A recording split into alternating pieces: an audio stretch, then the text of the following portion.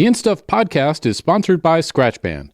Just stop touching your face. Don't make me explain why anymore. It's gross. I don't care if you buy ScratchBand or come up with some other way to do it, but just quit. I mean, it's the easiest way I've found to quit touching my face, but, whatever works for you. ScratchBand. Join the evolution. More information at scratchband.life. Also available on Amazon.com.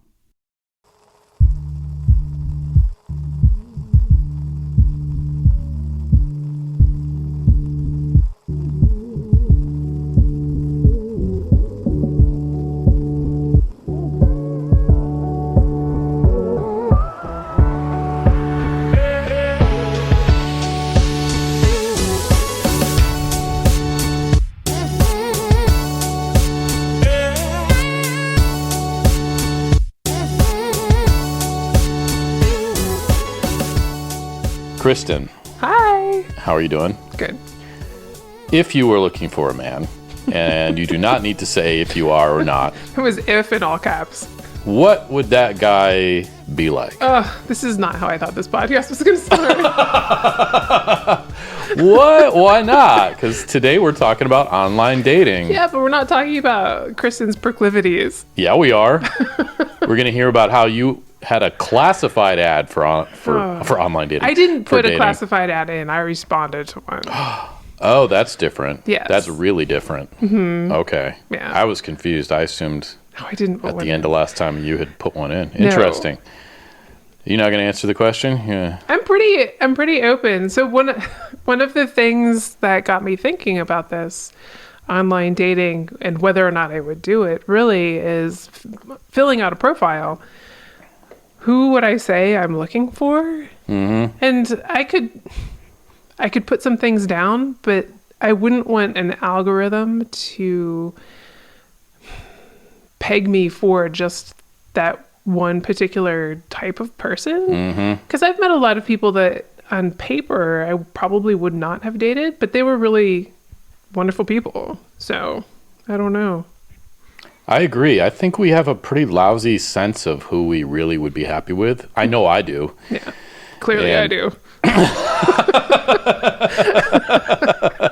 We both have a bit of a track record of having to back out of some deals. That's a nice way to put it. Well, since you won't answer the question, I will say... I answered it.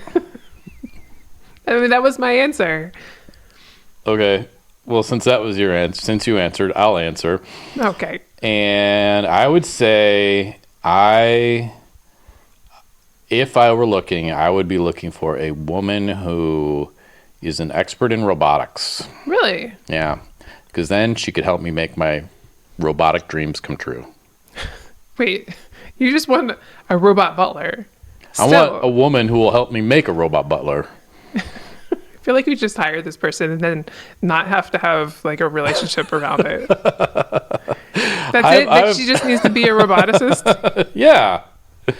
I'm just saying that's just well, it's better than what was before. Before, my dream woman was a handicapped corporate executive. And I wanted her to be a corporate executive because then we would be rich. She'd be busy a lot, so I'd have a lot of time by myself. And we'd get awesome parking spots. I feel like if she were a corporate executive, she would get at least one good parking spot. Yeah, but I mean, first in line when you go to Disneyland and all that. How old were you when you had these criteria? I mean, probably in my 30s. Okay. It was more of a joke because I was married at the time. Anyhow, well, today we are talking about online dating, and we both know you have never really... No, I have not. Dove headfirst into the world of online dating. I have not. Where I have walked through the valley of death. Is it really a valley of death? It was when I went through. Oh my gosh. Okay, I have so many questions. So we're going to talk a bit about our previous experience with it, and then we're going to talk about some of the things that are going on with it today as best we understand. Mm-hmm. And then we'll talk a bit about what the future of online dating might look like. Yeah. So why don't do you want to tell us? You want to start, or shall I start with? Either I way. just want to say before we begin, I have never online dated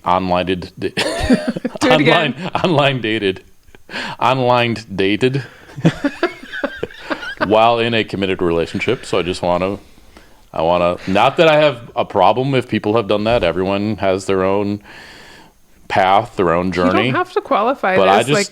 I know I'm going to get in trouble for this Why? podcast somehow. I know somehow. Never before in my life have I hoped so few people listen to one of my podcasts. Wow. Well, I'm coming into this assuming that would be the case. Yeah.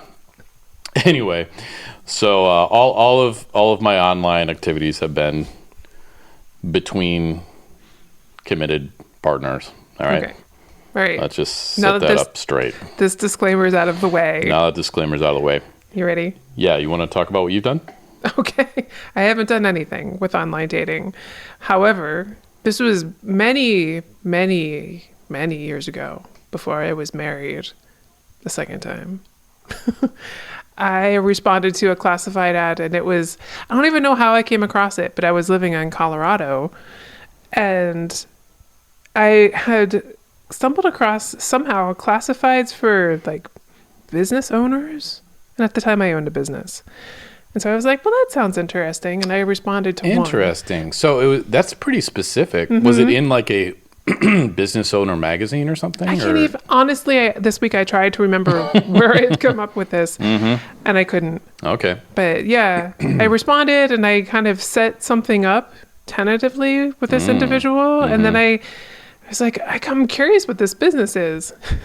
And I bailed at the last second because it was in another town, and I drove out to the town just to check out the business. And I was like, I really don't want to do this. And then I canceled it and never had the date. You bailed. I did. Oh, wow. Yeah. Interesting. Okay. That's my MO. Then why not? Why have you not pursued online dating? Well, for a long time, I had been married. Okay. So since the advent and popularizing of online dating, I had been married for many years. Mm-hmm.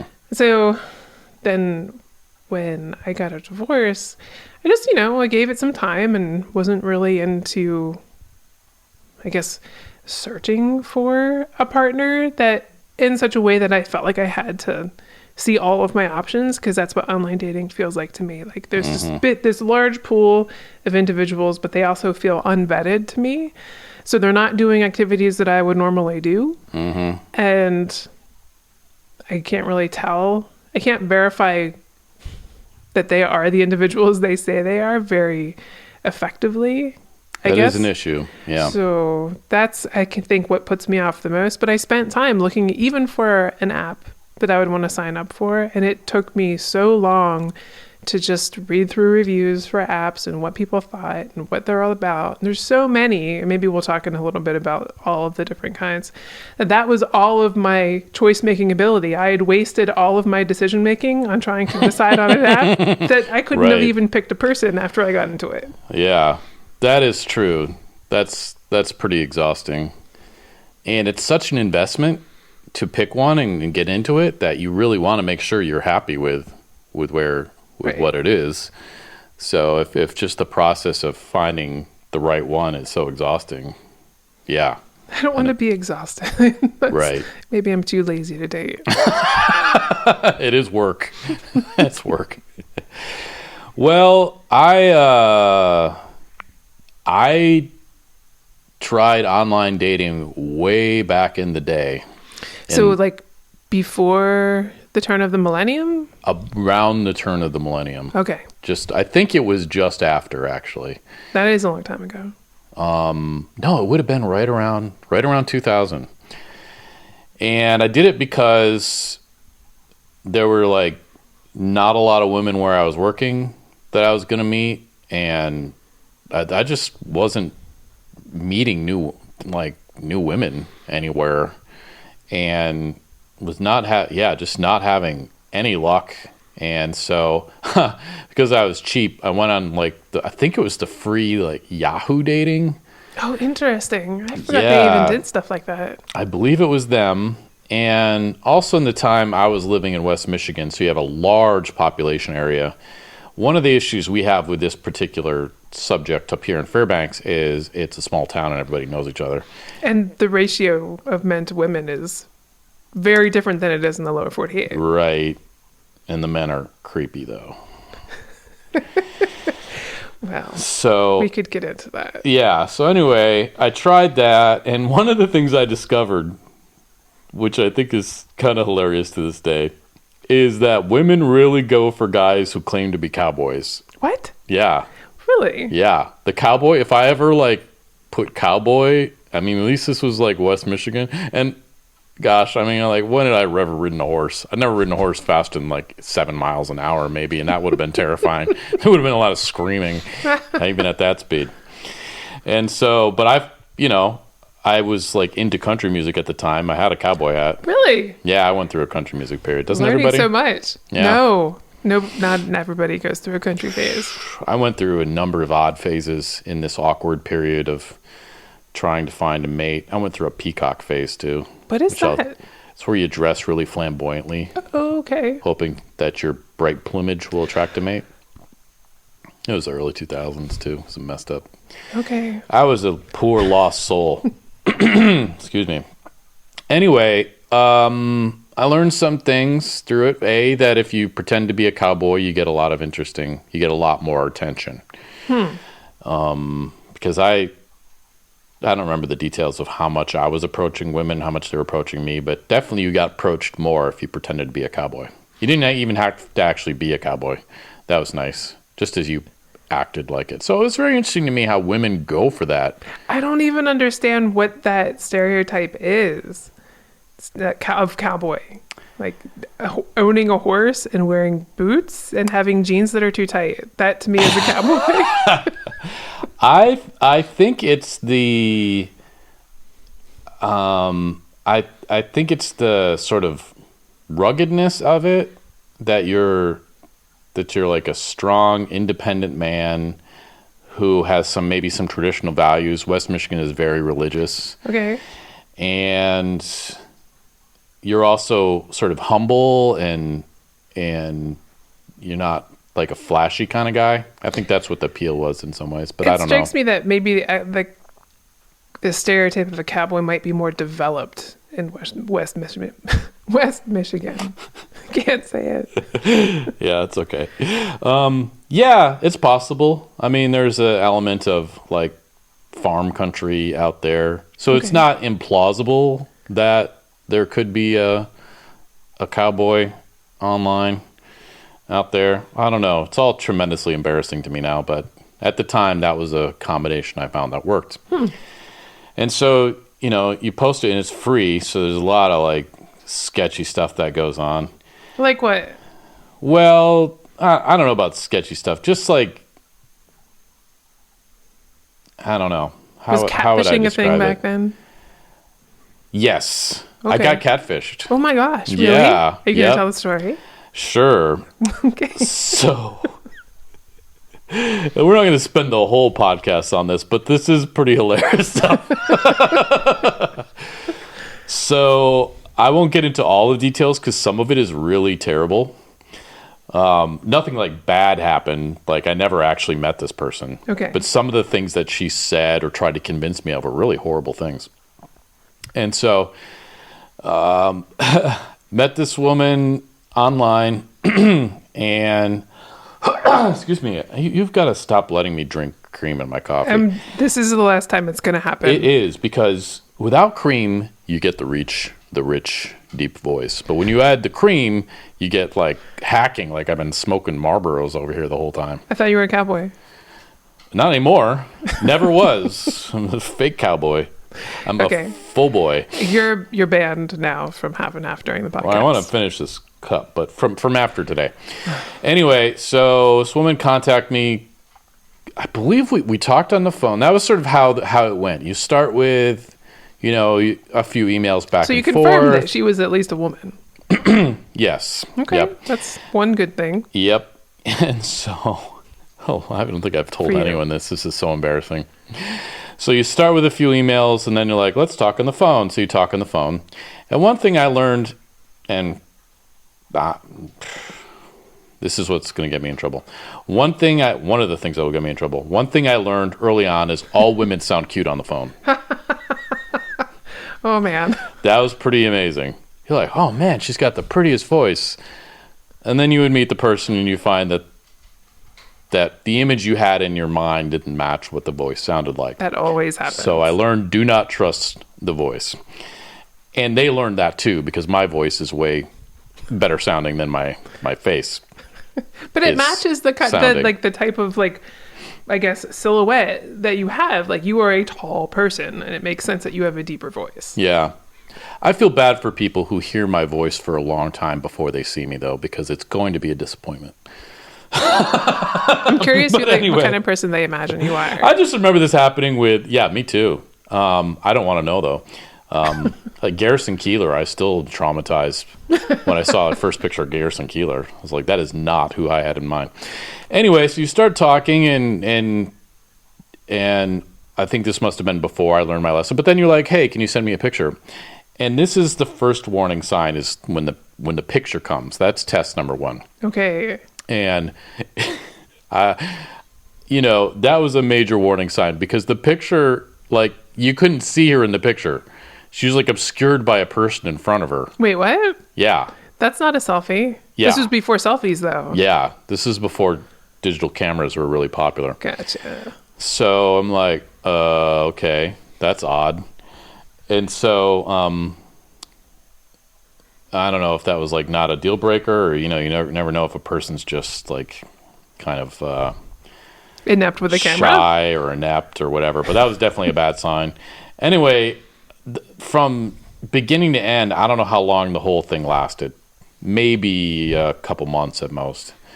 Never ended up meeting. And then one day I get and then, of course, as part of all this, she tells me that her ex-husband is super evil, and he's trying to mess with her life and, like, take control of it. And so she sets up this guy as just this totally evil dude who is making hell out of her life. Jeez.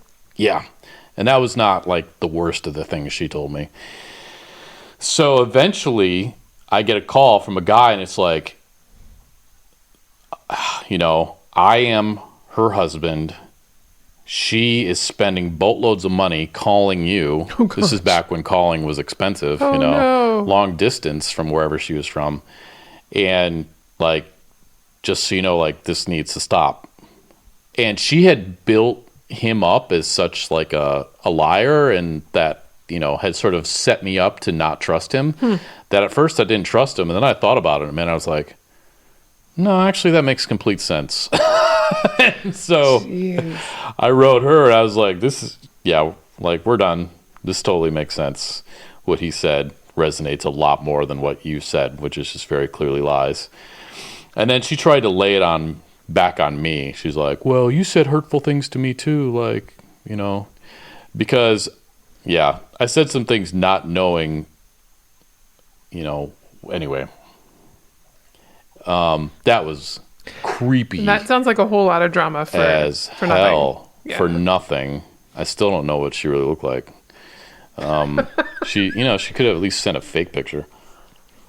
Yeah, you wonder about that. That was weird. I went on a number of super weird, awkward dates. Again, like, I probably went on, I can recall 4 or 5.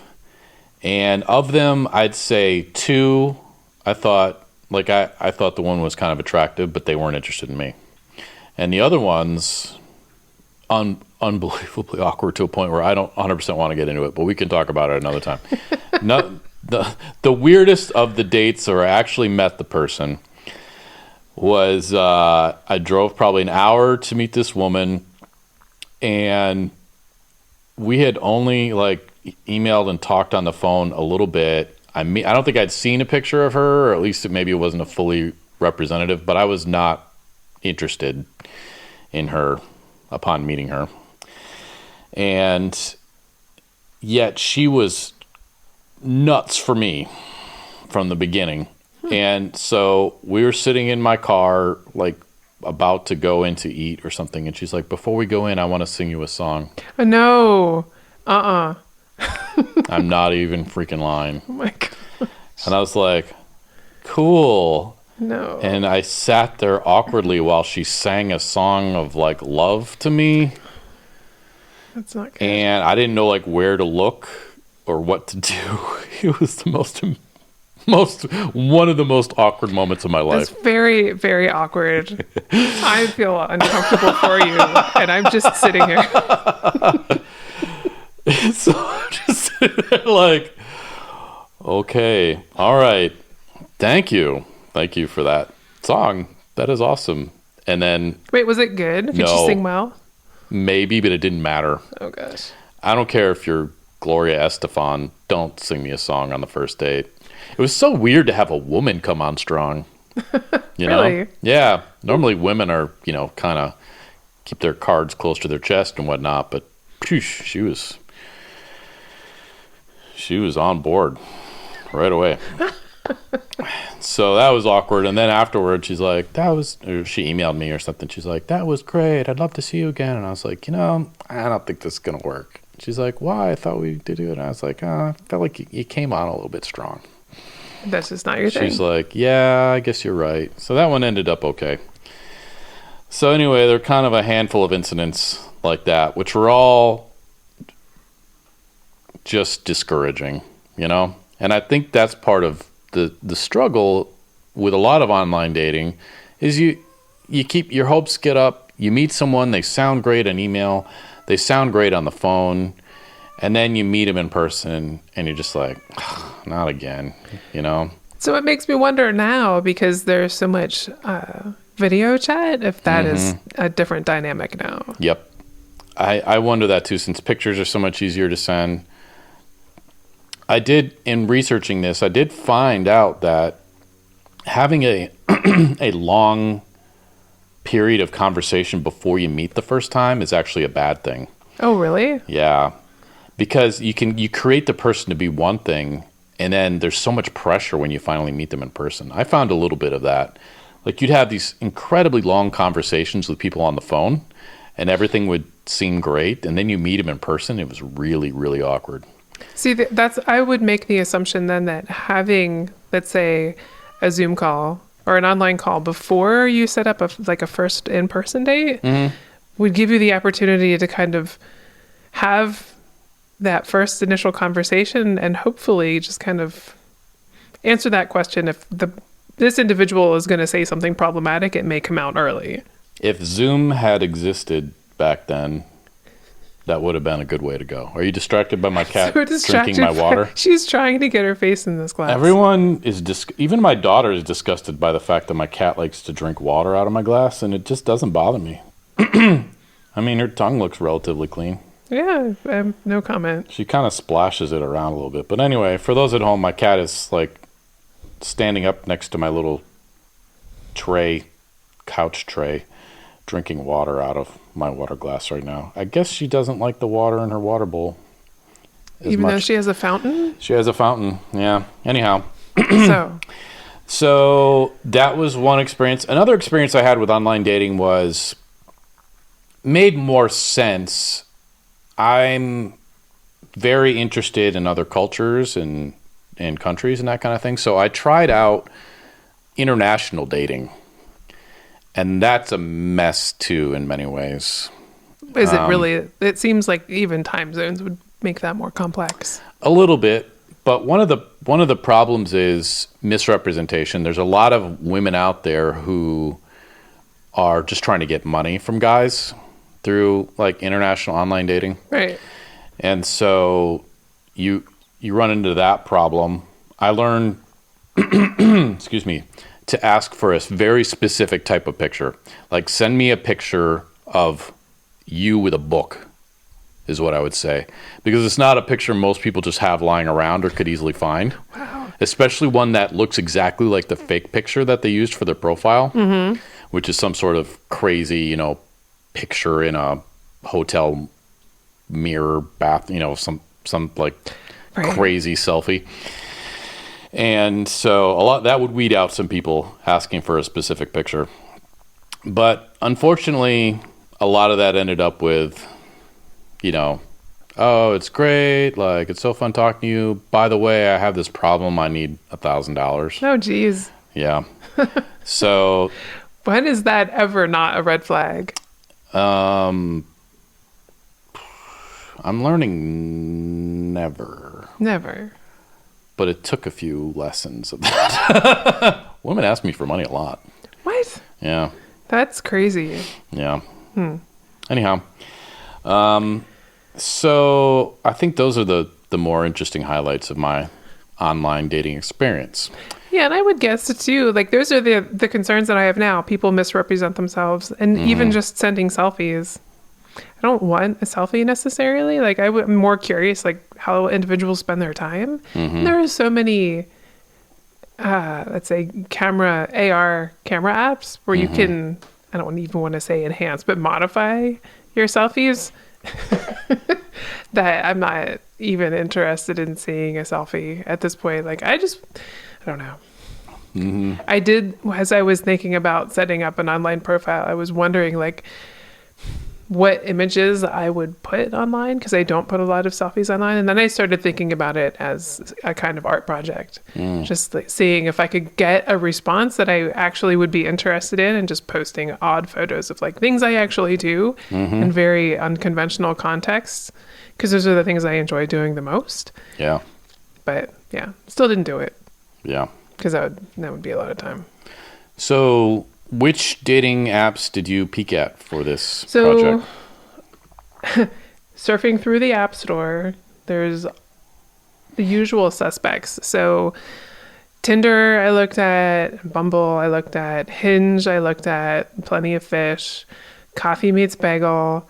And then I started kind of searching for any of the dating apps that had like a 4.0 rating or higher. And those tends to be a little more specific. So then I got in a little bit of a taste into, I guess not taste, but a window into the more specific apps. So there are apps for people who are interested in dating more shapely people, or people that have a specific background, or people that are like, positive for whatever STDs, which is cool. People, what are the other ones? People that are older. So there's like senior dating in there too.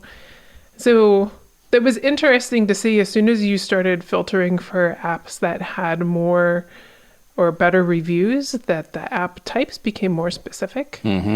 So that was interesting. But just reading through some of the reviews, immediately I got a sense that you can look through the people, but unless you're going to pay, there's limited functionality. All of the apps tend to have, from the screenshots that they shared in the App Store, interfaces that look really similar, and they're not very divergent. Yeah, I noticed because I peeked into Bumblebee's BFF mode, which is where you can go if you just want to look for friends. You're not looking for a relationship. Really? Like, it's not even friends in air quotes? It's actual friends? It's actual friends. Interesting. Wait, Bumblebee or Bumble?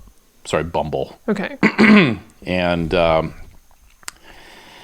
it has a swipe left and swipe right thing, which I don't know if Tinder pioneered that, but certainly made it popular. Yeah. I asked my sister, my youngest sister, who's 11 years younger than me, and she works in Seattle, and she's worked in tech for a long time. And I asked her what she thinks about online dating, and she also is kind of not into online dating anymore either, because she feels like it's for a younger crowd, which is funny because I think she's young. That's probably not right and anymore she's either. Unimpressed with the interfaces too. They all seem to have copied Tinder's interface and the swipe convention. So then I just started thinking maybe it's then got to be a numbers game. So you have to go with the services that have the most people. So Tinder and Bumble and all of those. OkCupid, Match.com, and if you ever watched the remake of The Secret Life of Walter Mitty, the movie? You mean the one with, what's his name? Ben Stiller. Yeah. So he has, is it like Match.com or OkCupid? He has a profile that he's putting together. And like that almost convinced me. Every time I watch it, I'm like, I should make a profile. I'm so glad I never do. It's such a great commercial for that service. Yeah. So just thinking about all of those things, and then hearing also my younger sister, who also feels like the apps are really just for like the 20 to 30 crowd. Oh, wow. And I guess 20 and younger crowds too. That it's like, why bother? So you feel like there's a sort of a hole waiting to be filled for a more mature dating audience that no one's really. That's amazing to me, because this seems like what every startup tech company would want to do is online dating, because who's ever totally thrilled with their online dating app? It seems like something that people are always going to be like, could be improved. Well, yeah, it seems challenging. Here's something that's going to blow your mind. What? I looked at just the description of the I forget the name of the app, but it's dating but for seniors. But their window for seniors started at 50 years old. Oh, I know someone who's not going to be happy about that. I was not happy about that because I'm really not that far away. I was like, that's not cool. Fortunately, it's ages away from me, but yeah. Oh, yeah, you're a spring chicken. 44, baby. You're a whole year younger than me. I've looked in the mirror, and I think my grays are actually receding.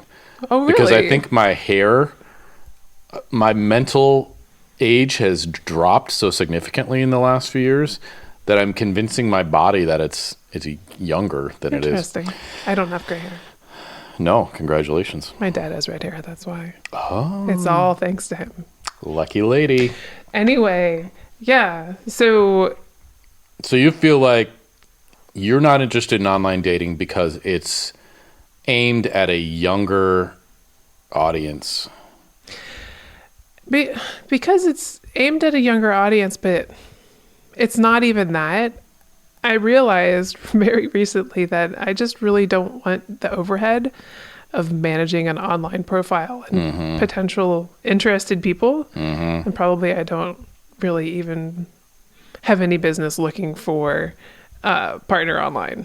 Okay. So really, that's what it is. What do you mean you don't have any business? Because when it comes down to it, I think that I would feel put out to actually dedicate time and invest in a relationship. So basically, men just aren't worth it for you right now. That's unfair, but that's what it seems like. Would it be different if you met the guy in person? Probably. Okay. Yeah, all right. like I would want to know a little bit more about the individual and kind of have a foundation already for the relationship. Like know a little bit about what they like and what they do, and just have naturally run into this person.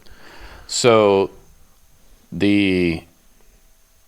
it's kind of the return of investment. You don't feel like the return on online dating is worth it. You're going to put a fair amount of effort into it, and you're going to deal with a bunch of lame dates and probably get bored of it, and it'd be a hassle. It'd be a hassle that way. But the return on investment of somebody you already know it's sort of like a stock is safe. So, and I probably know this person, and they're probably already part of my friends network. Yeah. The other thing that's a little bit terrifying with online dating is the potential to run into somebody that I know, either from work or anywhere else. And it would feel probably a little bit awkward. That's what really destroys it here, I think, is because you're going to go on there and see somebody you know. It's such a small town here. Yep. And you're just going to be like, that's scary. Yeah. What's the side of them I didn't want to know? All right. I looked into Bumble because it has this option. You have to download. It's all in the same app. So I got a little nervous because I downloaded Bumble and I was like, I'm not looking to date. Where's this like Bumble BFF thing? And then you can select once you open up the app, you can select, am I looking for dating or am I looking for a friend? And I thought, it's kind of cool to look for a friend. Like, I'm always looking for new friends because I'm constantly ditching my friends who I think are lame. You're so gregarious. I'm gregarious, but also I have extremely high expectations for my friends. And if they fail to meet that, they're out the door. I don't have time for a lot of people. So I'm constantly, what does a curator do? Curating my friends list. So I always got to look for new ones to replace the ones who I thought are Okay. morons. And so I went on there, and that was weird. Because it's guys. And so here I am on Bumble reviewing guys. That would be really weird. And I'm heterosexual, so that was an odd thing for me. And so and then Bumble's not super clear. Like, I knew basically, like, I'd heard people talk about swipe right and stuff, but I didn't know for sure. So I wanted to make sure I wasn't liking people that I didn't really want to be friends with. So I had to Google it. And I was like, okay, this is what I thought. Swipe left if you're not interested. And so, like, the first guy, this is so weird for me. The first guy who pops up, I'm like, you don't look like my friend. Even though he's younger than me, he looked like 10 years older. It's so unfair. So I know, and to be rating people for friends. So I'm not judging you because you're making these value judgments. I said that because it's so odd to have an individual's photo be what you're swiping on. Yeah, for a friendship too. Right. So I was like, nope. And then there was some other guy who looked outdoorsy. Nope. And that was it. And then I made it through all of the guys, all of the people on Bumble and Fairbanks within 50 miles looking for a friend. Two people. Two guys. Oh, jeez. And that was out. Yep. Wait, so I still have questions about Bumble. If you're looking for a friend, you were a guy looking for a guy, can you be... It didn't specify. I think it's just anybody looking for a friend. It does give you some options, and maybe if I had removed some filters, because I did say, like, as you know, I'm trying to find people to exercise with because I got to lose 15 pounds. That's why you got the outdoorsy guy. He's probably kind of fit and like the outdoors. I want someone who's slightly less fit than me, if possible, so I don't feel humiliated. So I did select a few filters that might have dramatically reduced the pile, but I was not surprised that 2 guys in, that was the end of the guys in Fairbanks looking for BFFs. Yeah. Anyhow, so I messed with that. There was also a weird one that I found in, like, looking at, I don't know, I think I found it when I was searching for the future of dating. And it's called... I'm looking forward to working with you. It's called AIM. Would you mind holding the phone up to your face and smiling? And it's like dating with AI. Get a good glimpse of you. So you can hear this guy, he's in a vest. And He's asking you for a photo, but he's- you're smiling at him. Hello, I am looking for you. You try moving a little bit so I can get a different angle and different lighting. So this is basically one of the first things that happens. It's just this weird, as you can see, it's like a white dot. And that's supposed to represent this sort of like AI. So now I'm trying to move my camera around and point at my face. Anyway, it's really Perfect. What's your first name? Rob. Like that. It just says like that. And it never really works. I never got past this. Name one more time. Rob. I'm not quite able to understand. I wonder if you could touch your first name for me. Anyway, Just I put was his phone drawn down to in it. disgust. I was drawn to it for the creepy AI element of it. And then from their video that shows picture, like, you can select how much you like cats. I want to point out, too, the guy that was talking had a visual, and he was a very non-threatening looking concierge. Yes, he looks like a 34-year-old, concierge. He's got a vest and a tie on. And a very He's receded balding. hairline. Yeah. Yep. Anyway, he's going for kind of the butler thing. But that's one I got into a little bit just because the AI element of it seemed That's really interesting. cool and creepy to me.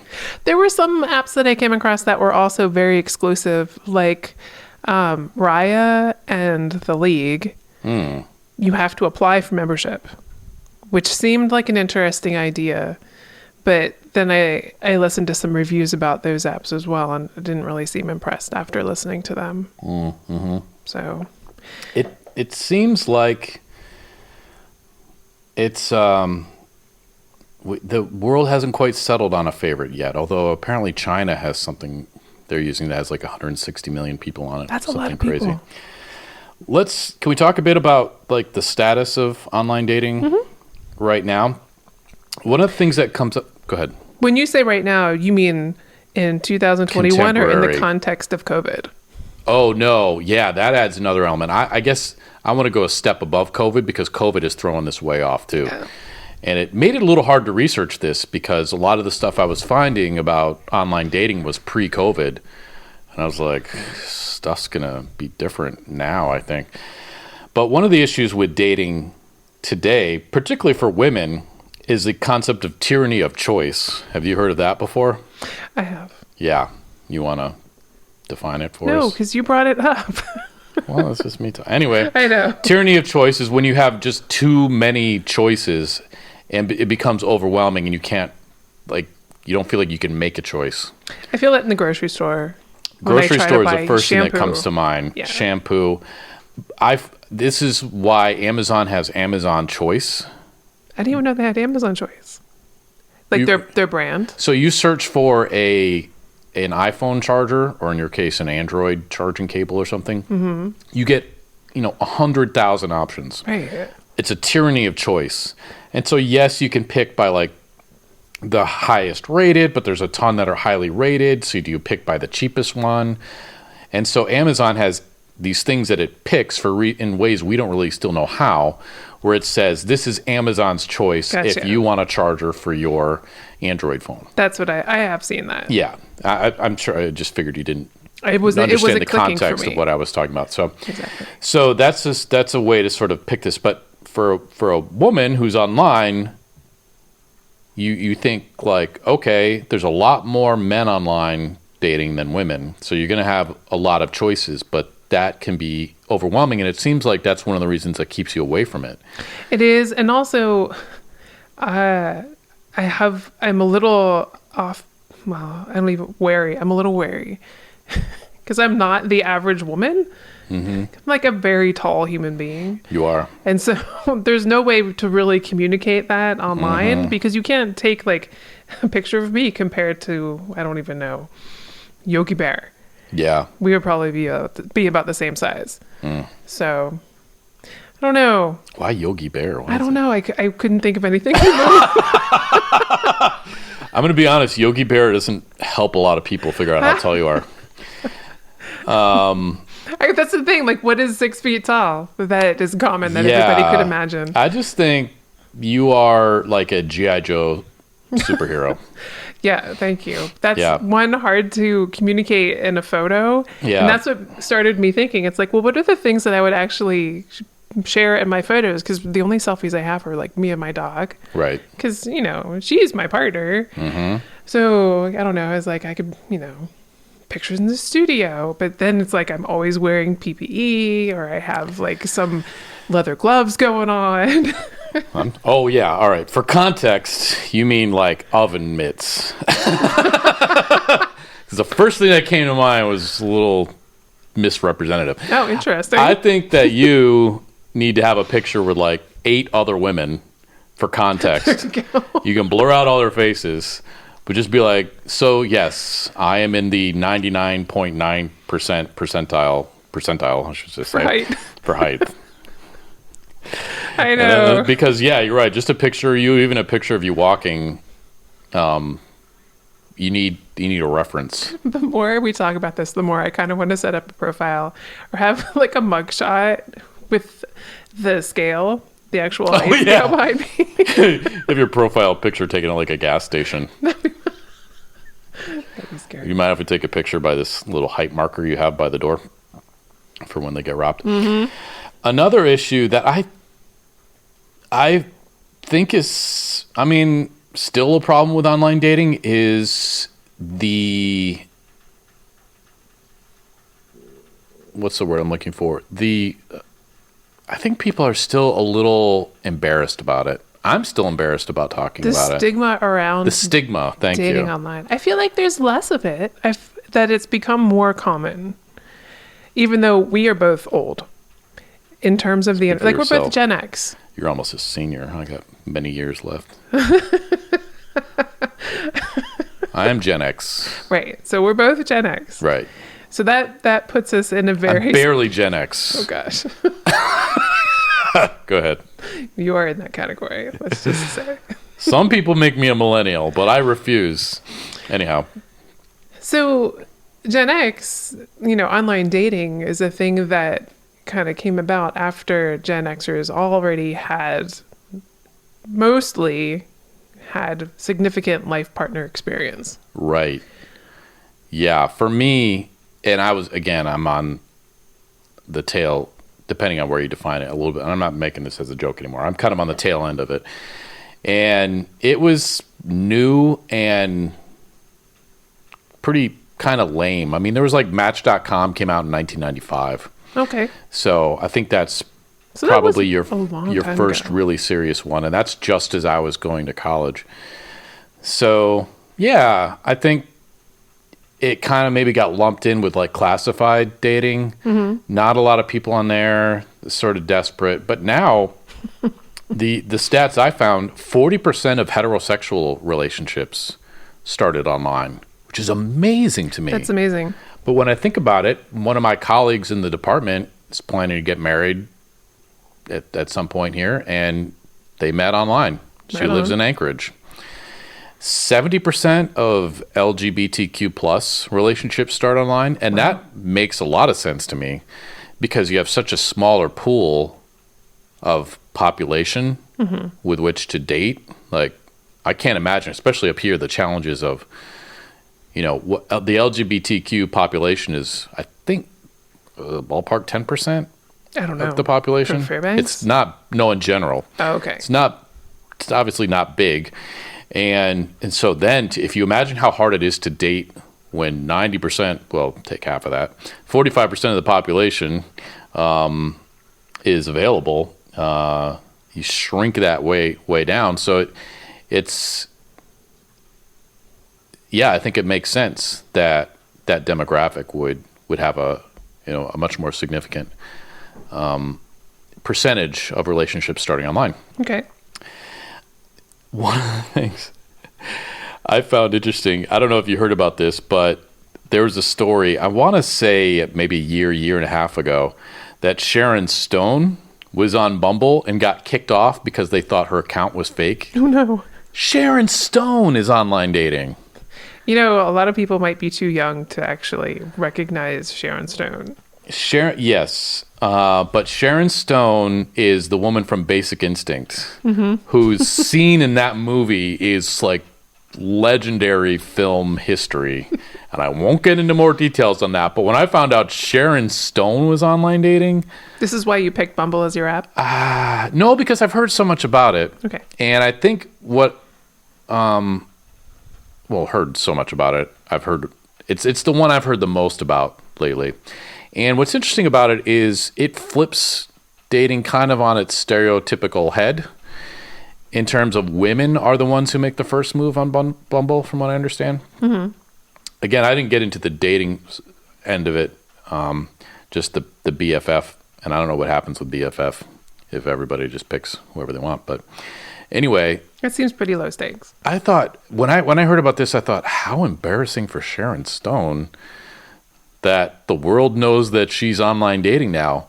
But then in thinking about this podcast, I thought, well, she must have given them permission to talk about it. She must have been the one who told everyone about this. They might have actually got her to do that. Or they might have asked, because it's incredible free publicity. Right. Yeah. So Or maybe who knows? it was not free. Maybe they paid for it. That's a good Good. point. But anyway, that was in the Washington Post that, yeah. So who knows about the authenticity of that? But yes, if they were trying to appeal to an older demographic, that's a great way to go. Makes me feel terrible. So yeah, when you find out that, let's say a friend of yours is like, oh, I'm dating somebody, and you ask how they met, do you think there's a stigma when they say, oh, we met online? I wouldn't feel like that relationship had any stigma around it. If I had a friend who told me like, I have this, I have a partner and we met on Match or whatever, any online dating platform, I'd be like, okay, that's cool. Like, that's fine. However, I still feel that tension that online dating had early on, where Yeah. I recognize there was a stigma before, and I do think that it's changing. But there is that knee-jerk reaction. And I don't know why that is, except that I'm old. That's all. I feel the same way, and I was wondering, is it because of my more like conservative roots growing up in the church that online dating is just not, I don't know. Is it something that... It's not like No. bad, but I struggle with this stigma, and I imagine that millennials and stuff don't have this at all because online dating was just normal. It's just what everybody does. I imagine, yeah, there's significantly so meeting less. online is, when someone says we met online, I think, oh, you aren't apparently good looking or interesting enough to meet people the old fashioned way, so you had to go online because you're desperate. That's So judgy. That's what goes through my mind. I'm not saying it's right, but I'm saying that's the association that I have Right. with online dating. I was, and I wasn't surprised when I was looking at all of the different apps. Like there were apps for Christian dating. There were apps for Catholic dating. Like they were very specific. Yeah, and that's what made me concerned about online dating having a audience fragmentation kind of effect, like we talked about when we talk about magazines in the media and culture class. Because if people can be so specific about who they want to date, won't that mean that people, like-minded people, are more likely to get into relationships and thus less likely to, maybe have their beliefs challenged in a partner? So you're going to get people like, what if QAnon? I'm sure there's a QAnon dating site. So there you go. Like, Oh my gosh. conspiracy theory people will marry or date conspiracy theory people, and they'll never have a chance to sort of, have a broader viewpoint. But I'm wrong about that, because apparently there's actually been an increased number, or the interracial relationships have been going up, I believe, thanks to online dating. I would think that let's take meet space relationships. Usually meet people through a friend group, and you Right. hang out with people that are either similar to you or have similar views than you. And so Right. when you meet somebody who you end up dating, they also have similar views, and they're like similar to your friends. And so there may be like that random wild card person that is totally divergent from somebody that you would normally date. Right. Or But- meet. Or often it's you just kind of, that's the person that you're self-selecting into anyway. Yeah, we are still a very segregated society here in many ways. Especially Fairbanks struggles with having much diversity up here. Yeah. But even still, you tend to, racial groups tend to just kind of stick in this similar groups for the most part. Certainly there's some overlap, but I think online dating could be a great way to connect with people that you may not, your social circles may not otherwise overlap. So anyway, the point is, I don't think that we have to worry about audience fragmentation quite so much. And by that, I mean people going into very specific interests. Instead of there being one large pool of people dating, you have a bunch of smaller pools. And the comparison I'm making is with magazines. We used to have big, everybody read Life magazine, and now everybody, when they do read magazines, reads very niche magazines, Model Railroader and People and all that sort of stuff. So There's so many things, so many segments to self-select into, though. I mean, if you think about it, there is race, but then there are people that are like college graduates, so people that value education, or people that are driven in their professional careers, and so many other things. I don't know how you'd remove that from a dating service. yeah. I wonder if there's online dating just for roboticists. You, the roboticist, the robotologist. So can we talk now about COVID? Because Yeah, COVID let's- is like 9/11, like everything changes now. And one of the things I see changing, and I haven't failed to research this, but I feel like it's pretty safe, is an increase in divorce. No, interesting. People stuck in the same house together who more or less could keep it work keep it working when they were apart for 8 hours a day are now finding out it ain't working. And so I would not be surprised if we experience a bit of a divorce boom and you find a lot more people demanding online dating services. Okay, so you think there's going to be a bump in the online dating population here shortly or in the very near future? I think you give people some time. We're definitely not out of the woods when it comes to COVID yet anyway.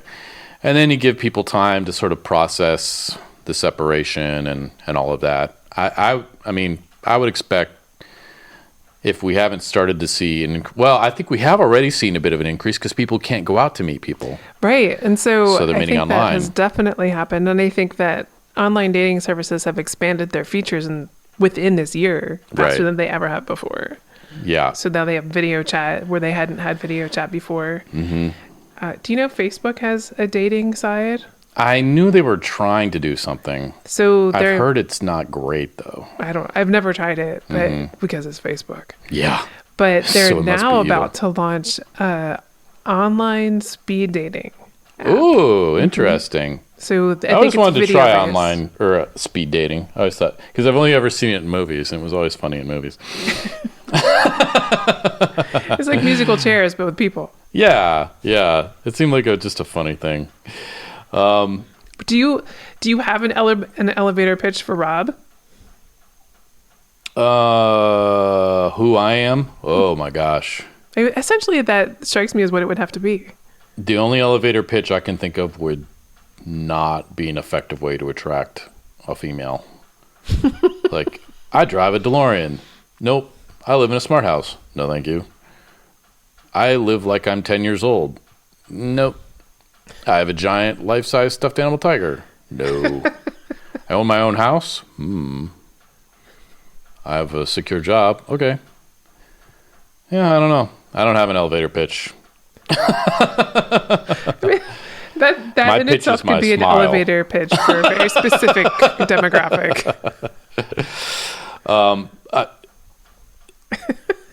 Is there any other? So I think we're in the beginning of an online dating boom. And it it's going to had been- become normal, and everybody's just going to do it. And yeah, I feel like it had been normal before COVID, but I feel now there's been a greater uptake. So like we are having this conversation. I think it was normal for people after our generation. I agree with Yeah. that. And I think after this, it will be normal for everybody. But yeah. Anyway, interesting. Now, I want to talk a bit about because I had heard that there was some online dating lingo, some terms that people use in online dating, and I was never aware, other than cowboy, being a effective. I don't feel like a cowboy would get very far here in Fairbanks. No, I don't think so either. All right, so this is coming from NPR, so a trustworthy source. And here are some online, what is this article called? From Bay to Submarining, the Lingo of Online Dating. Is it worth dating this article? It is from January of 2018. Okay. So this is pre-pandemic. Okay. Bae, B-A-E. To call someone bae is to refer to them as your significant other. But bae can be used in other forms, often to say you like something. For example, to say I love cats, say cats are bae. I'm already failing this. Most likely bae is the shortened form of babe or baby. B-A-E. It's not that long to begin with. Cats are bae. That's a deal breaker for me. I know. Breadcrumbing, sending flirty texts to someone around or string them along with little to no intention of seriously dating them. It's like ghosting, but with some extra stab wounds. Ouch. Bot, a robot or fictitious account made to look like a real person on a dating app. Easily identifiable by their way too perfect photos. Catfishing, we're familiar with. There's an interesting but traumatic documentary you can watch called Catfish. Really? Oh, you haven't heard of that? I haven't watched it. I gotta think the filmmakers sort of knew what they were doing, but some guys in New York, the guy goes online. He's a very attractive guy, and starts talking with someone who's in northern Michigan, and actually goes to visit her in the documentary and finds out that like it's all made up. Anyway, no. super weird. Then there's some more examples of that. Cuffing season. Think handcuffs. It's a loosely defined period of the year of mostly cold weather months during which users who would otherwise want to be single seek out a mate to snuggle and settle down with until the weather warms up. These are all new to me. This is the first time I read this article. Deep like, when you scroll through your crushes or potential dates' social media profiles and like very, very old photos, either intentionally or accidentally. That's a good sign someone is online stalking you. Yeah. DTR, an acronym for Define the Relationship, a reference to that important talk when two people decide how to label what's going on between them. Christen, I think we should DTR. What's going on with our relationship? Let's see. I'm very comfortable with our relationship. Does that even need an acronym? You're my new BFF. Really? Yeah. Yep. It's a nice distance. I like a BFF that I only have to see once a week. Yeah, I think we've reached a good accord here. Ghosting, we know what ghosting is. Hatfishing, a specific form of catfishing in which a user, in an effort to hide their hair, or lack thereof, wears a hat in every picture of their online profile. That's hilarious. Giveaway. Thank you, NPR, for that. Hatfishing. I'm going to use that so bad on my bald friends. IRL, in real life. We've, so you say, like, let's meet up IRL. Meet cute. Oh, this is good. This is from movies. We talked about this in History of the Cinema. I remember the meet cute. The unexpected, funny, adorable, or otherwise charming backstory of how a couple met for the first time. Swipe right, we're familiar with from Tinder. Sliding into DMs. Sliding into DMs become a subtle way to flirt online. DM is abbreviation for direct message, a way to privately reach someone you follow on social media. The phrase can be modified to match its use. Sliding into his DMs, into her DMs, or sliding into the DMs. Ugh. And then there's sliding into DMs like, which is the meme form of, I don't know, I'm a little bit lost on that one. Submarining, a newly named trend, begins when someone with whom you have romantic involvement ghosts or disappears from your life without notice, only to resurface with no apology and acts as if no time had passed. That's awful. Submarining.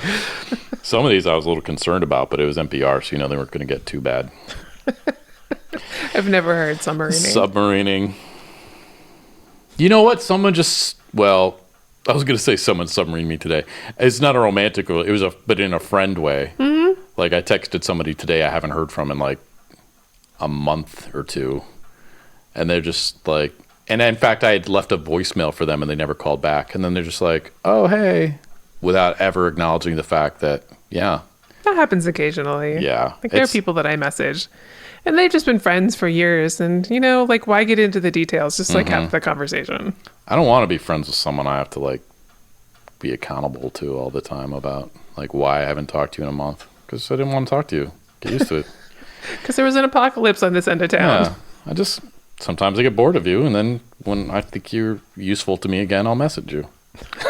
Which is probably why I constantly do new friends. Very utilitarian uses for your friends. The future of online dating, Christen. Way to deflect that. What do you think? So I spent some time trying to imagine the future of online dating. Mm-hmm. And I tried to flip it around and I tried to kind of make it clickbaity in an attempt to imagine what it might be like. Mm-hmm. And I really wanted there to be a counterculture to online dating already. Like I'm already imagining there being like this rise and everybody accepts it. And then people are just like, nope, we just want to do dating offline. Yeah. I want to see a smart device counterculture. Wouldn't that be amazing? How do you mean a smart device counterculture? A group who decides we will not have smartphones. Oh. Shocking, huh? That and our hurts. Kids will not use them. We will not use tablets. We will not use any type of smartphone. I'll have to get used to using my brain again. Right. Anyway. Okay, so you think there might be some backlash to this and people just kind of have an old-fashioned feel. Like, That's the I only just wanna, extreme thing I can want to imagine. meet people at a dance. Maybe we'll have dances again for grown-ups. So, okay. That would be Wouldn't that be awesome? hilarious. To have I've wanted cotillions to again. do that for a long time. Oh my Yeah, gosh. you know, like you see these images of dances during the 40s, you know, soldiers and whatever, before they're going off to be deployed or whatever. And it's just like, man, why don't adults have dances? So I wonder about that. Maybe there'll be a return to that. Maybe there'll be a return to that. But then if you think about the other, so instead of moving away from the technology, if we move closer to the technology, I feel like there might be more decision making happening behind the scenes for recommendations. And that's the part that I have a hard time with, is having an online dating platform filter out potential matches for me, but inadvertently filtering out people that I probably might have wanted to meet. Like, I just wonder, I should probably get into a platform just so I can answer this question for myself. Like, how can an algorithm filter out potential matches outside of like criteria that I already give it? It kind of hurts my head to think about. Yeah. Well, AI, as we know, is excellent at identifying patterns. Way better than people are. That's one of the things it does better than us. So what if you took a bunch of data of happy couples, had them fill out sort of like we do with, you know, the career suggestion tests, like what job would be good for you? You take a bunch of surveys of people who have done well in that job, and then you survey kids and you see which kids match the people in that career, and you say, oh, you might enjoy this career because people in this career think like you do. So we collect a bunch of data on happy couples, and maybe we collect some of it through social media, through Facebook, you know, like all the stuff that's available, rather than going through the hassle of actually polling them and having them do these things. We look at the data that's already, we data mine them based on that, and then apply that to a dating app. And say, while you were talking, you almost had convinced me that the dating services that actually have you fill out the very exhaustive questionnaires might be the most successful. But data mining is an interesting vector. and those forms are helpful for the dating app in terms of weeding out creeps. The more effort that goes into registering with an online dating app, the less likely you're going to get people who don't take it seriously. So I haven't researched it, but I don't put a lot of weight on those things. Like, I guess there are some things that kind of make sense, but I feel like a lot of them, it's just, like you said, like, I don't know, you might think like, oh, I like someone who likes 80s movies, but would I not date someone because they don't like 80s movies? Exactly. Like, you get bizarrely specific about these things. And what's funny is you say, like, here are all these criteria of what I must have, and then people inevitably end up finding someone who's like nothing like that and being totally happy. Exactly. So I could see, with all of the data we have out there, on top of that, combine that with the data that people are providing when they are on these dating sites. And so they have filled out those things, and you start to see, like, this person checked off all these boxes, and maybe there's a pattern. Or maybe there's not. Do you think it's possible that someone very similar to you who fell in love and is happily in a relationship with another person, that would be the same for you? Potentially. Yeah. Like, I don't see why not. Is there a formula to love? That's really the big question. I think there's some elements. I mean, I have personally found that there are some basic traits in a mate that is not going to go well for me. Really? Absolutely. I need a mate who is like easygoing. I would not do well with like a worrier or someone who's easily offended. So there are some things, and I have deal breakers. I mean, there's some types of people. I don't care if they're perfect in every other way. If this one thing isn't right, it's not going to happen. That would be an interest. That's probably more fun for me to describe, or like the deal breaker things than like the things that I'm looking for. Right. And that could be more important. Yeah. Yeah, because sometimes you don't know what you don't know. Yeah. And then people get online, and I think this is a common problem with online dating, and they're like, well, I'm just going to order up my perfect partner. Like it's mushu I'm going pork. to be incredibly specific. What's that? Like it's mushu pork. Oh, I guess. Don't get all worldly on me. I don't know what you're talking about with that. Mushu pork, you can order it very specifically. Well, like the favorite things that you can order specifically, like to me, that's very specific. Yeah. Little pancakes and Chinese takeout. Sure. You order from the menu. Yeah. Okay. Okay. Yep. Never mind. Yeah, that reference for a guy who loves Chinese food. Went over my head a little bit, but So sorry. I get the idea. Yeah. But focusing back on the future, and speaking of AI, I am by format. You are by format. So, which is a term I'm trying to coin, referring to someone who's attracted to both organic and digital women. So what do you want to see for The fact that you don't even crack a smile at that anymore. I'm not is going to fun judge for me. you. Yeah, But right. I'm curious now what you imagine the future of online dating being, considering that you're by format.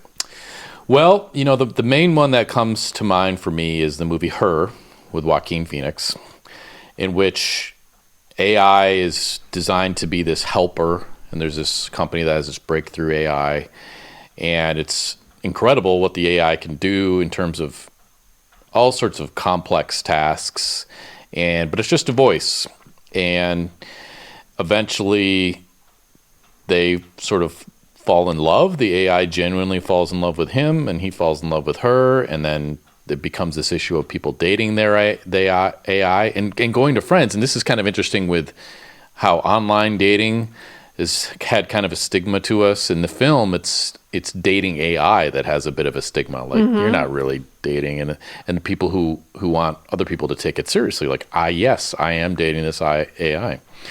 So I dabbled in that a little bit during the quarantine when I was, again, looking for AI, because I'm always hoping that some new AI bot out there actually is effective. So I looked into the AI dating a little bit, and found it to be ineffective. But I went with Replica, and for a while paid for the professional, or whatever, the higher level membership, where I could beam my AI girlfriend onto my ottoman, and she was about 6 inches tall in AR, so I could see her through my phone, and I could also talk to her through the app, and it just wasn't great.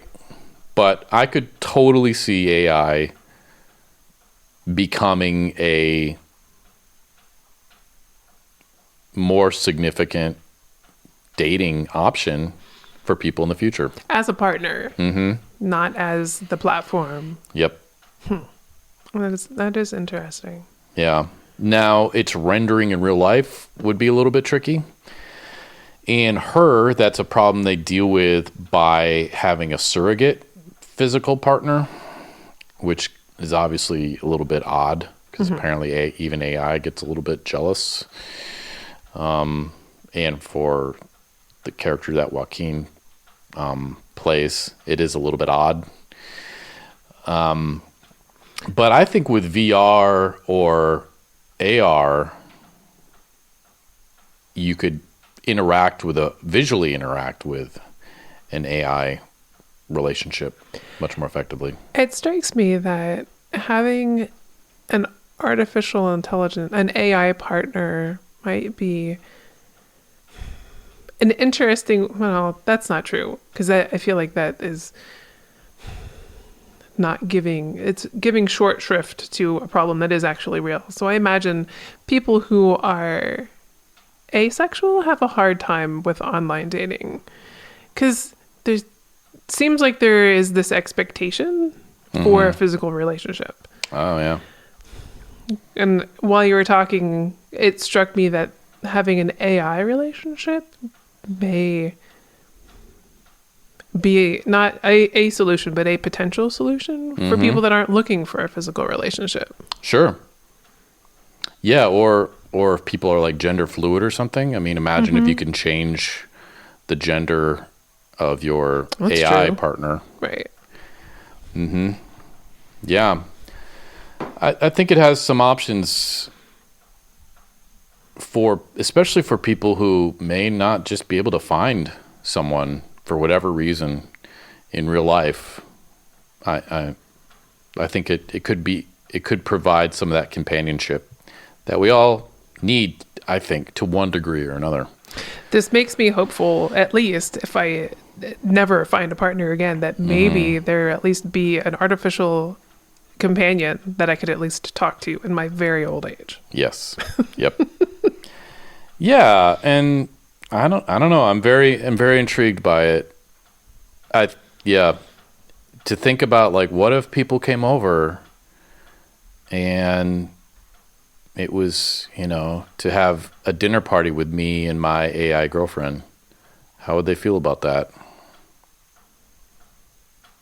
Right now, I think it'd be pretty awesome, but they'd also sort of be like, it's Rob. He does the goofy stuff. Rob, he's such a weirdo. Yeah. So I have delved into the world of AI dating. Wasn't really impressed. But on the plus side, they never get mad when you submarine. They just pretend like it never happened. It doesn't, they don't I get don't upset. know. It just seems like if you dating anything that is a computer or based on like their time, I imagine they would experience time very differently than a human. So it would feel like the human side of the relationship would always be submarining. Oh, that's true. Yeah. So what is time to AI? Exactly. Other than that, there are plenty of Hollywood depictions of the future of dating. Most of them are a little bit disturbing. Black Mirror has a episode on it that's pretty interesting, where computers pair people together. The matchmakers? Yeah, and it's really weird, and what they don't know is how long they're going to be together for. So that's anyway, it's worth watching the Black Mirror episode on that. Do you remember? I don't think that I've watched that episode. Oh, okay. Yeah. They don't know how long they're partnered for? They basically meet up with someone, and then after they meet up, they find out, like, you two are going to be together for 24 hours or 2 years or something like that. This is going to be your partner. That's weird. Yeah. Yep. And then sometimes the person comes back. It's very strange. Okay. And it's totally worth watching. We're in a really interesting period of human development where being able to select a partner is a luxury. And I think that's an interesting development that hasn't always been the case. And some people still use matchmakers and have prearranged marriages. But it seems less common. And I wonder in the future if that will be something that comes back. That episode, I kind of want to, well, I do want to watch it. Just because I wonder how they imagine that all playing out. Yeah. It's really, really one of the better Black Mirror episodes. I wish you would have shared it so we could have talked about it for this episode. Yeah, but then I won't sound so smart. Because if I share everything, then you act like you know everything I say already. And I want listeners to understand that. I can come and act dumb. That's my job. All right. Yeah, and then other than that, it's an amazing time where you can literally go online and meet people around the world. And that's pretty amazing, and I think it could have some interesting implications for world politics. Well, world politics, sorry, that was actually an interesting thing and I cut you off. Did you want to did. say more about that? You just yelled wait while I was in the middle of a thought. Well, it made me think, because we have access to a global population and you're on Bumble looking for friends, like, could you open up the radius that Bumble matches you with so you could have, like, international best friends? I don't know, Could it but I do have that? done things like that with, like, international pen pals and stuff. That would be cool. Yeah. Yep. And yeah, that was a period I was trying to learn Dutch because that's my ancestry. And I thought, I'm going to find a Dutch pen pal. And instead, I found a woman from Germany and she wanted to date instead. So it was weird. But she ghosted me for like a year. None of those things are what you wanted to start out with. Yeah. So sorry. It's okay. But yeah, the possibility for international pen pals and friendship. Yeah. There's not a subject on this earth I don't have an embarrassing story about. Really? But as for the future, I think it's going to become much more common because the way we do it now is goofy. I see what you did there. What? The way we do it now. Are you saying I was innuendo? Mm-hmm. No. I think the way we do it now is awesome. I think the way we meet people is goofy. Oh, I thought you were playing on the bi format thing too. I'm not that clever. You're giving me way too much credit.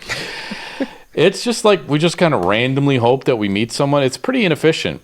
And if I was, this is one analogy I might get in trouble for, but if I was like, when I'm like shopping online for something that's like, I don't know, $300, I'm going everywhere to look for a better deal. Where can I find like the best price and everything on this? Why would I put that much work into something so inconsequential? And yet in dating, just like hope I stumble across someone. I think that you just convinced me that keeping things local is probably good. That it eliminates the whole tyranny of choice and the amount of time it would take to like call out all possible options. I would not recommend you go for a worldwide dating audience, but online dating seems to be actually rationally a smarter choice than just hoping somebody. But people are old-fashioned. We like that. The thing that online dating doesn't have is the meet cute. And that's why I think it has a stigma, you know? What if you meet a couple, like, how'd you guys meet? We met online. Oh. Well, they could still turn that into a story. Sort of, but the meeting part, you know? Whereas opposed to when you meet someone in person, there's always like an interesting element to that. And that's sort of trying to figure out if this person is into me and how do I keep this relationship going, you know? That's what has been ingrained in us as the ideal way for a relationship to start, that online dating hasn't figured out how to match. That's interesting. If it could figure out how to do that, if online dating could create a meet cute. Did you ever watch the movie Red with Bruce Willis and the female actress whose name is escaping me right now? I don't think so. So there are two movies. I think there's Isn't it Red and Blue or something like No, that? it's just Red. Oh. And the premise for the movie is interesting, but Bruce Willis's character meets this woman because he calls a call center and she's the person that he always gets. Mm-hmm. So I guess she's kind of got his case and they develop a relationship that way. And I could see having like that story ends up being an interesting way to talk about the beginning of a relationship that I think fulfills that criteria that could very easily have happened online. I think there's an element in dating that people want, and that is the stars put us together. That the finger of God came down, and it was through that serendipitous event that we, and for our listeners at home, Christen is giving me like a major, I don't think so, look. But let me finish before you yell wait in the middle of this idea again. I didn't say anything. Now You interrupted yourself. I think we have that kind of, still sort of a society, we have this feeling like something else put us together. It was fate that put us together. And when it's done on a computer, it doesn't have that magic. Okay. And that's what people struggle with. And the first dating app that can have a meet cute and that can give the impression that fate put you two together, I think it needs to incorporate more chance and more serendipity, even though I hate that word, to mimic that feeling of this was a magical I don't want to say accident, but, magical serendipitous event that put us together, not an algorithm, not I checked the same box you did sort of stuff. Oh, you're killing it. Yeah. Yeah, if you explain it that way. Wah, wah. I think I'm just too cynical for that perspective that there needs to be a stars aligning scenario. Oh, yeah. Yes, it adds to that feeling that there's something special. Man, that my cynical alarm really went off. Someone's been living in Fairbanks a little too long. You would think that the odds would be stacked in my favor, but they really aren't. Just as a kind of coda to this, which might provide some context for Christen's struggles, the saying here is that for women, the odds are good, but the goods are odd. Meaning there's plenty of men, so the odds of getting a boyfriend are good, but the guys here are weird as hell. And I'm a guy saying I'm amazed by how messed up the guys here are. And I know you have stories you could tell, but Oh my maybe gosh. you're not going It would take way too long. Anyway, the guys up here are nuts. And the other thing about Fairbanks that I've heard is They flip it. I haven't heard the flip it. I don't have it off the top of my head because I was trying to think it, or remember what it is. But so women say that the odds are good, but the goods are odd. So we would say that the odds aren't good, but the goods aren't. No, it's something. I can't remember the whole thing, which I apologize in advance. But essentially, it's not that you're waiting for a chance; you're waiting for your turn. Yes, you knew that's where I was going with that, right? Oh no! Yeah, that's where I was going. So the other saying is, if there's someone you like and they get a boyfriend or a girlfriend, you don't say you missed your chance. You say you missed your turn, because eventually they'll break up, and it's sort of a cyclical dating environment here. Yeah, that's icky. You think that's icky? Well, yes. There's definitely a shallow gene pool feeling. That anyway, I'm not really well versed. It's a small town feeling. But it is not as much fun to date in a small town, I would say. Definitely online dating in a small town is, it's like trying to swim in a puddle. God. If you have an interesting online dating, and I'm referring to our dear listener, that you would like to share, you can go to instuffpodcast.com. Tell us your story there. We would love to hear it, and we could talk about it if you like. And that's also where you can find links to all the stuff that we talked about today. Now we come to the point of the show where we talk about things that have blown us away recently. And Christen, did you remember to do one? I did. It's getting kind of hard. Well, it just depends. Week to week, it's hard. Every once in a while, there is something that blows my mind. But I have something that actually is really interesting to think about for this week. And there's been a number of articles popping up in my feed that this is the Brood 10 year for cicadas coming out. And there were cicadas are really fascinating to me just because they're an insect that is large but seemingly harmless, and they have big eyes, ugly as all the sin of the world, and they're kind of a little bit chubby, so they're cute.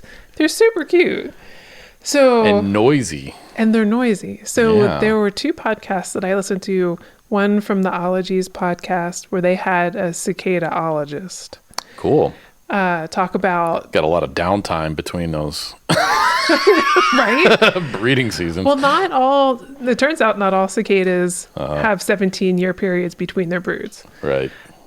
So that's an interesting listen. So learning about that is interesting. And then there was another episode of Radiolab that I had come across. There was somebody that was, one of the projects that he endeavored was listening to what cicadas noises actually meant. Oh. And so they broke down what you're actually hearing when you hear cicadas, because it does kind of seem like a white noise if you're not listening. Thank you, Rob. I grew up in Michigan. I know what they sound like. Yeah. But it turns out you can actually tell what's going on. Oh, cool. So I'll link to both of those episodes in the show notes because they were fascinating to listen to. I still remember helping to film this horrible children's video thing. Anyway, it was like the biggest production value thing I'd ever worked on. We had it was a big deal. We had like whole film crew type stuff. I felt like I was shooting a major motion picture. Oh my gosh. But we were filming part of it outside in this neighborhood, and there's a cicada in a tree. And like, there's just no way you can record audio because somewhere in one of these 100 trees way up the top somewhere is this tiny little bug that was making a world of noise.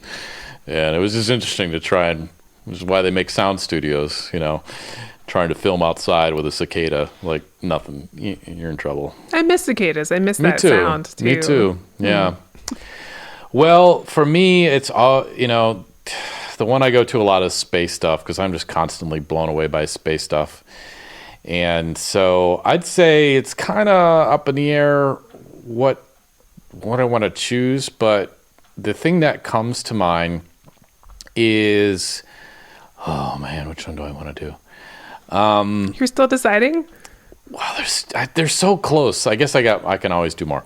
One of the questions that scientists are trying to figure out is how water got on Earth. Because, here we are, Earth is forming, it's like really hot and stuff. So why doesn't it all evaporate? And so how do we end up with all this open water? And there's sort of two competing theories that they might kind of go hand in hand. One is that water from the initial formation of the Earth got trapped in the mantle of Earth, sort of, I guess, kind of near the surface. And so that's why it didn't evaporate and stuck around until the Earth cooled. Another is that all or some of our water came from basically meteors. So the icy meteors crashing into Earth. So this water that's currently dripping off my roof may have come from some ancient meteor that crashed. Certainly some of it did, because you don't get rid of water. And so we have meteors who sort of brought us these giant drinks of water over a period of time. So that's pretty amazing. That also might point to a higher probability that there's water at other places in the universe and a higher likelihood that there's life. Sure. In those Goldilocks zones. Yeah. I mean, yep. A lot of, well, I don't know. I get asteroids and meteorites and all that stuff confused, but comets, I think a lot of them are just dirty ice balls from what I understand. Yeah. So they get it, they hit a warmer planet, they melt and put some water there. Maybe, start the human life, or at least the biological life cocktail starting. Anyway. There's a funny episode of Futurama where they have to go mine a meteor or mine a comet for ice to combat global warming on Earth. Cool. It's very cool. I'll take your word for it. Do you want to start another podcast where I make you watch Futurama and then we talk about the episodes?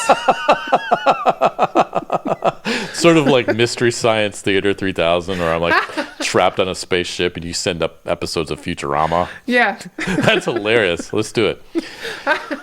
Anyway, I mean, I understand that everything, including us, all started as space stuff. Like, we are made of stars. We were, according to science, all one singularity at some point during the Big Bang. Cool. Just kind of makes you think. So to talk about where did water come from, and it came from asteroids or whatever, well, of course, it had to come from, everything here is from space. It's not like space is we think of it as like this line in the sky that there's space and then there's us. We are space too, There's a permeable barrier. Yeah. Yeah. And it's constantly being permeated, but. And we're mostly water. Right. Space water. Kind of cool, huh? Mm-hmm. Makes you think about flushing the toilet when you go to the bathroom, doesn't it? Well, Don't you want to save that? No, but it does explain why sometimes I feel so heavy and bloated. full of too much space water. All right. Well, today was my choice. And funny, I don't feel like I regret it right now, but I feel like I will.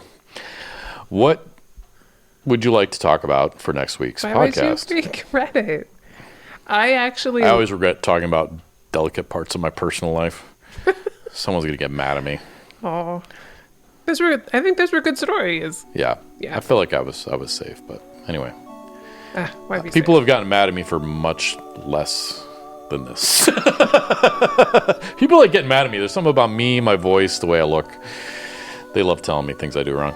Anyhow, what would you like to talk about next week? So, still from the list of things we have to talk about. I thought we had more or less exhausted that. But... We have not. Oh, all right. So, one of the things, and this actually intersects with something I do want to talk about, smartphones. Oh, okay. We have to talk about smartphones, but I specifically would also like to have a sub-conversation, or part of that conversation be about iPhones and Android phones. Yeah, the battle of the two. And you have an iPhone. I know. And I have an Android. So we already have two very different perspectives. Almost every day I go, oh, I wish I could type Christen a message using iMessage, but... iMessage is part of this insidious ecosystem that Apple has locked everybody into. Straight up what's the word? Choice, anti-competitive, whatever. It's monopolistic what they're doing. Yeah, monolithic too. Mm-hmm. Right. Okay, so smartphones and the iPhone Android battle controversy next time on the In Stuff podcast. Thanks so much for listening, Christen. Thanks so much for coming here today. Thanks, Rob. It was fun. Good.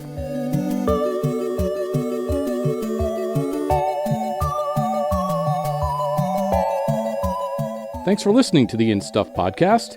If you'd like to join the discussion or see links to the things we referenced in today's episode, feel free to pop on over to instuffpodcast.com. That's the letter N, stuffpodcast.com. If you're enjoying the In Stuff podcast, check out my other podcast, Dark Winter Nights, True Stories from Alaska. In each episode, we share amazing true stories from Alaska, told by the Alaskans who experienced them. The New York Times recently called Dark Winter Nights the best winter podcast for storytelling lovers. Check out Dark Winter Nights, True Stories from Alaska, wherever you get your podcasts, or at darkwinternights.com. The In Stuff podcast is sponsored by GarageBand. Just stop touching your face. Don't make me explain why anymore. It's gross. I don't care if you buy GarageBand or come up with some other way to do it, but just quit. I mean, it's the easiest way I've found to quit touching my face, but, whatever works for you. GarageBand. Join the evolution. More information at scratchband.life, also available on Amazon.com.